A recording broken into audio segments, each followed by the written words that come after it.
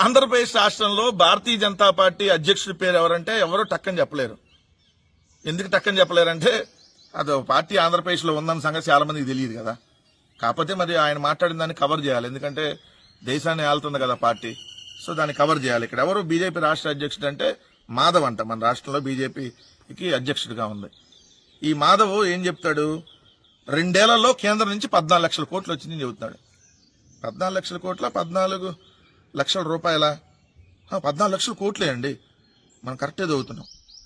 ఏ రాష్ట్రంలో లేని విధంగా 2 ఏళ్లలో కేంద్రం నుంచి 14 లక్షల కోట్ల నిధులు ఏపీకి వచ్చాయి. అభివృద్ధి సంక్షేమంలో రాష్ట్రం దూసుకెళ్తుంది, అందుకనే సంబరాలు చేస్తున్నాం. మీకు కూడా మైండ్ పోయినట్టుంది. పవన్ కళ్యాణ్కి ఎటు పోయింది కోడి చెరువు కబ్జాతో. సో జన బయటికి రాగానే ఆల్రెడీ చంద్రబాబు నాయుడికి ఎప్పుడో పోయింది. ఇప్పుడు బీజేపీ రాష్ట్ర అధ్యక్షుడు కూడా మైండ్ పోయినట్టుంది. 14 లక్షల కోట్లు ఇచ్చారంట కేంద్రం 2 ఏళ్లలో. నవ్వు ఆపుకుంటున్నారు కదా మీరు. 14 లక్షల రూపాయలని చెప్పి 14 లక్షల కోట్లు అని చెప్పాడు అనుకుంటున్నారు కదా మీరు. నాకు అదే డౌట్ వస్తుంది, 14 లక్షల రూపాయలే అంటది. కేంద్రం నుంచి రావాల్సిన నిధులు రాక 2 సంవత్సరాలుగా తీసుకురాలనేటువంటి దిక్కుమాలిన స్థితిలో మీరు అందరూ సచ్చి ఏందయ్యా ఇంకా మీరు సిగ్గు లేకుండా ఈ వార్తలు 14 లక్షల కోట్లు వచ్చినాయి కేంద్రం నుంచి. వినేవాడు ఎర్రోడు అయితే చెప్పేవాడు ఒకప్పుడు చంద్రబాబు అనేవాళ్ళు. ఇప్పుడు మొత్తం అంటే కూటమి నాయకులు అంటున్నారు. చెవులు ఎవరికన్నా పూలు పెడుతున్నారా? 14 లక్షల కోట్లు వచ్చినాయి 2 ఏళ్లలో రాష్ట్రానికి. యాడ్ నుంచి వచ్చినాయి, దేనికి ఇచ్చారు మరి? 14 లక్షల కోట్లు నిధులు ఇస్తే ఈ రాష్ట్రం ఎట్టేందుకు ఉంటది? అభివృద్ధి సంక్షేమంలో దూసుకెళ్తుందంట. ఆంధ్రజ్యోతి ఈనాడు పేపర్లో దూసుకెళ్తున్నట్టు రాసుకుంటున్నారు అంతే. లేదంటే ఆ బూత్ కిట్ ఛానల్స్ అను అది ఉన్నాయి కదా రంకు బొంకు 0.5 ఛానల్స్, వాటిలో రాసుకుంటున్నారు దూసుకెళ్తుందని. టీవీ5 నాయుడు దూసుకెళ్తున్నాడు మహిళల దగ్గరికి, ఆంధ్రప్రదేశ్ దూసుకెళ్తలా. మీ ఎమ్మెల్యేలు అవినీతిలో దూసుకుపోతున్నారు, రాష్ట్రం దూసుకుపోవట్లా. ఇసుక అమ్ముకోవటం, మట్టి అమ్ముకోవటం, ఆఖరికి చికెన్ అమ్మే వాళ్ళ దగ్గర కూడా డబ్బులు తీసుకుంటా దూసుకెళ్తున్నారు మీరు. రాష్ట్రం దూసుకెళ్తలేదయా మిస్టర్ మాధవ్ గారు.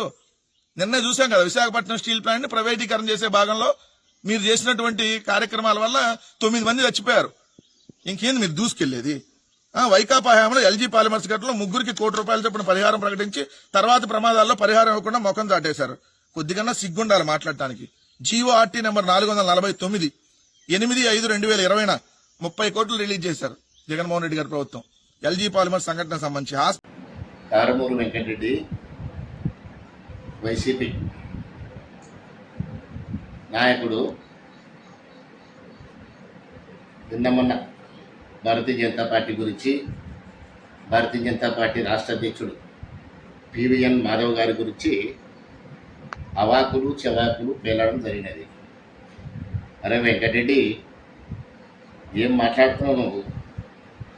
భారతీయ జనతా పార్టీ రాష్ట్రంలో ఉందంట, అది ఉన్నట్టు ఎవరికి తెలియదు. పివిఎన్ మాధవ్ గారు ఆయన పేరు తెలియదంట. నువ్వు ఒక నాయకుని వేరా వెంకటరెడ్డి, రాజకీయాల్లో ఉండవు, ఏ రాష్ట్ర అధ్యక్షుడు ఎవరు నీకు తెలియకపోవచ్చేమో దాని. కానీ నువ్వు ఈ రాష్ట్రంలో భారతీయ జనతా పార్టీ ఉండేది రాష్ట్ర ప్రజలకు అందరికీ తెలుసు. భారతీయ జనతా పార్టీ రాష్ట్ర అధ్యక్షుడు పివిఎన్ మాధవ్ గారు అనే విషయం అందరికీ తెలుసు. ఎందుకంటే అది గాలి కొట్టుకొని వచ్చి పెట్టిన పార్టీ కాదు, అది ఒక సిద్ధాంతపరంగా పనిచేసే పార్టీ భారతీయ జనతా పార్టీ.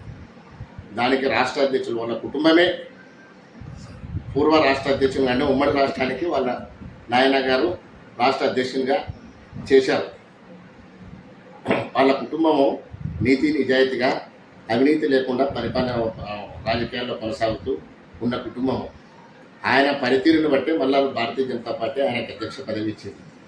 ఇక్కడ భారతీయ జనతా పార్టీ లేదంటున్నావు, మీ నాయకుడు అడుగు భారతీయ జనతా పార్టీ ఉందో ఆ లీడర్లు ఎవరు అనేది మీ నాయకుడికి తెలుస్తుంది. భారతీయ జనతా పార్టీ అంటే దాని శక్తి అంటే ఏమిటి అని.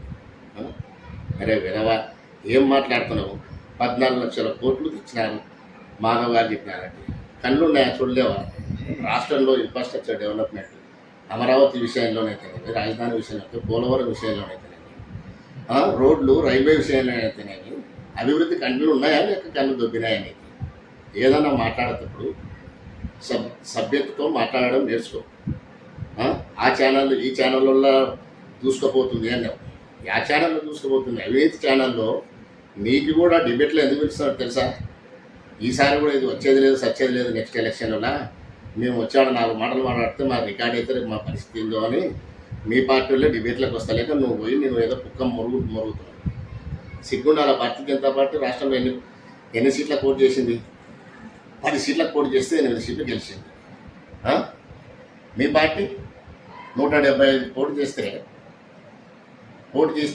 11 సీట్లు గెలిచింది. పట్టుమని 11 సీట్లు. సిగ్గు లేదా మాట్లాడేక? అవి ఎక్కడ పోయింది? పోయిన కాడ ఎత్తుకొని ప్రజల్ని మంచి చేసే ఆలోచనలు విడిచిపెట్టి మీ నాయకుడికి అదే పరిస్థితి, మీది అదే పరిస్థితి.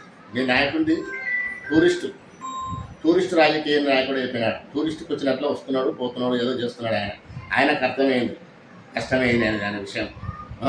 కిక్కే వేరంట. 3 పార్టీలు గెలిస్తే 3 పార్టీలు గెలిచి 3 పార్టీల మీద గెలిస్తే ఆ కిక్కే వేరంట.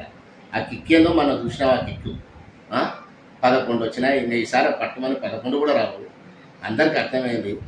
వెంకటరెడ్డి, నీకు మళ్ళీ చెప్తున్నా, నీ భాషంగాన్ని బద్దలవుతాను. బీజేపీ గురించి, బీజేపీ నాయకుల గురించి మాట్లాడి టీవీ చలపతిరావు గారు ఉమ్మడి రాష్ట్రానికి ఆయన అధ్యక్షుడు. వాళ్ళ కుటుంబాన్ని పట్టుకొని నేను టీవీఎన్ మాధవ్ గారిని ఎవరో తెలియదు, ఆయన ఎమ్మెల్సీగా భారీ మెజార్టీతో గెలిచినాడు. ఆయన 5 ఏళ్ళు ఎమ్మెల్సీగా ఉన్నాడు. ఆయన పనితీరును బట్టి భారతీయ జనతా పార్టీ మళ్ళీ రాష్ట్ర అధ్యక్షుడు. ఇది చూడు, ఏదన్నా ఉంటే నిర్మాణాత్మకమైన ప్రతిపక్షంగా ఉండి ప్రతిపక్ష హోదా కూడా లేదు, ఏదో మీరు మాట్లాడాలని మాట్లాడుతుంటే నీకు మళ్ళీ చెప్తున్నాం, ఖబర్దార్ వెంకటరెడ్డి. చిల్లర మాటలు మాట్లాడితే నీకు వేరే ఉంటుంది. దయచేసి భారతీయ జనతా పార్టీతో మాట్లాడేటప్పుడు నోరు అదుపులో పెట్టుకొని మాట్లాడితే బాగుంటుందని హెచ్చరిస్తున్నాను. నా పేరు Singam Somashekar Reddy, director national horticulture board.